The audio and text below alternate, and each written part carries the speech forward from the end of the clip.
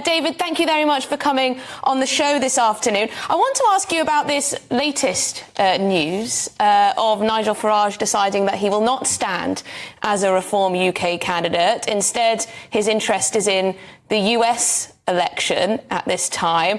What do you make of that? What do you think the implications for the election are? Well, first of all, it's a rare Rishi Sunak win here, right? It's the one silver lining in an otherwise storm-ridden skyscape. And I think what we see here is that actually what this will probably do is mean that Reform's polling won't have the 4 or 5 point boost it would have if Farage came back. But that still leaves Reform polling between 10 and 14%, which is devastating for the Conservatives. And it's coupled with this idea that for every voter the Conservatives have lost to Reform, they've lost a voter to Labour, the Lib Dems and the Greens, and also a voter to apathy. So the Conservatives are still split 3 ways. And yet, when UKIP won 4 million votes in 2015, the Conservatives were able to win a slim majority.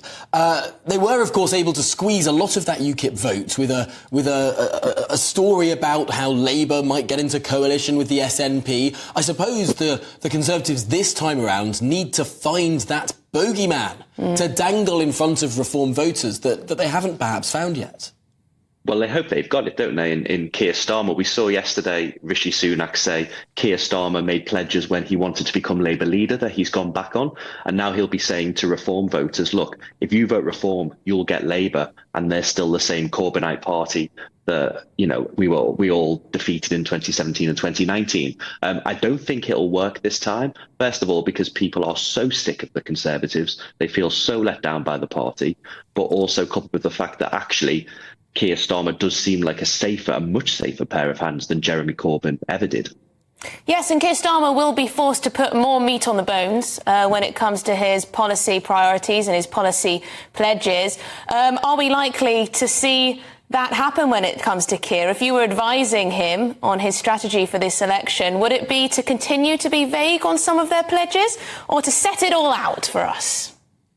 I think probably he's got the space to be vague, firstly, because he's got a massive poll lead. So he doesn't necessarily need to set out in complete detail because the public are already saying that they want Labour over the Conservatives. I do think that the left of the Labour Party will become increasingly disgruntled. This might provide an opening for somebody like George Galloway or for various left-wing independent movements. But I don't think they'll do very well. I think this is really a change election where people have broadly made up their mind. They've made up their mind that they don't like the Conservatives and they'll vote for whichever party will keep them out in their given constituency, which is good for the Lib Dems as well, because even though their polling hasn't increased much nationally, they're doing really well in the seats that they need to do well in.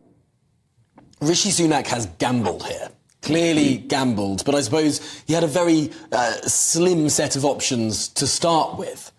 What needs to happen, really, to change the narrative? I suppose there are 2 schools of thought in sort of the study of elections, that elections just show what fundamentally people think, or that elections actually change minds. I suppose, again, 2017 was one of those elections that showed that elections can actually change minds. A lot can change over the course of a campaign.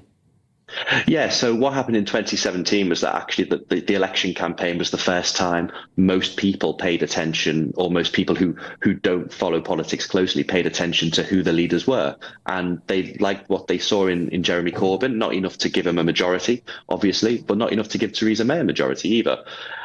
Rishi Sunak is already a well-known figure, and I think people have generally made up not only their minds about him, but about the Conservative Party as a brand.